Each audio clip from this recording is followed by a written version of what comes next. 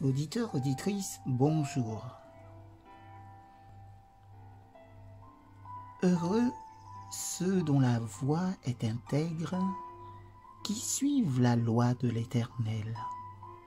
Heureux ceux qui respectent ses statuts et le recherchent de tout leur cœur, qui, se gardant bien de commettre aucune injustice, marchent dans ses voies. Voici venu votre moment de partage spirituel. Le titre de notre présentation du jour, Réveil religieux. Le roi traita alliance devant l'Éternel, s'engageant à suivre l'Éternel et à observer ses ordonnances, ses préceptes et ses lois de tout son cœur et de toute son âme. 2 Rois chapitre 23, verset 3. Ce texte rapporte l'un des réveils les plus remarquables dans l'histoire de l'ancien Israël. La façon dont il se produisit est significative à 3 niveaux. La découverte du livre de la loi, sa lecture et la réponse sous la forme de l'obéissance à tout ce qui s'y trouvait écrit. L'opinion d'un homme instruit a plus d'autorité que celle d'un ignorant. La parole d'un homme bon a plus d'influence positive que celle d'un méchant.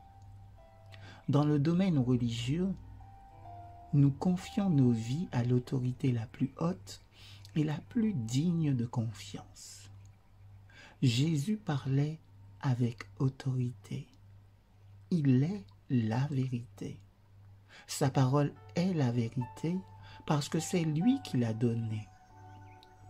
En lui habitait corporellement toute la plénitude de la divinité.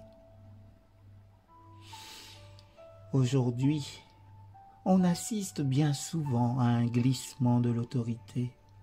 On accorde crédit à une prétendue expérience du surnaturel faite par l'individu. On prétend de plus en plus avoir fait une rencontre personnelle avec le divin.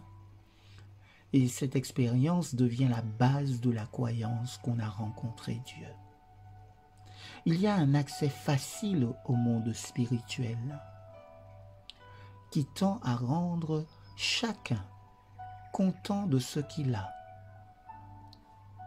Ce type d'expérience est souvent privilégié aux dépens de la communication que Dieu établit avec nous par sa parole. La parole de Dieu est confinée à une place d'importance secondaire. Plus d'un, animé du désir sincère de suivre Jésus-Christ, se laisse tromper par l'envie de connaître les expériences sensationnelles vécues par d'autres gens. Il dit alors, « Pourquoi Dieu ne se manifeste-t-il pas à moi de cette manière ? Moi aussi je veux être branché, entre guillemets. » Par suite, les doctrines, les vérités objectives, les idées sur la religion sont ressenties comme inadéquates. Les gens ne se contentent plus de lire ce qui est dit de Dieu, ils veulent le rencontrer. Le Dieu de la Bible est le Dieu qui parle.